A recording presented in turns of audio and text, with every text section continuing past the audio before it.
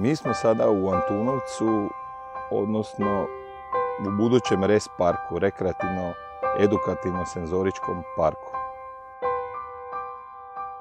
Razlog ovoga parka je da bi osobe s posebnim potrebama socijalizirali, približili zdravoj djeci i zdravim ljudima.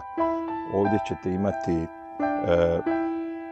plastenike, staklenike, voćnjak, povišene gredice.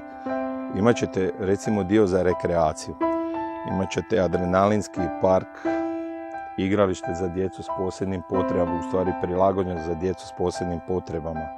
Labirint koji je više za rekreativni dio, znači djeca će u njemu moći se zabavljati, igrati. U sredini labirinta smo stavili jednu šumarsku čeku gdje će djeca moći popeti se pa vidjeti gdje nalaze, kako da izađu iz njega i tako.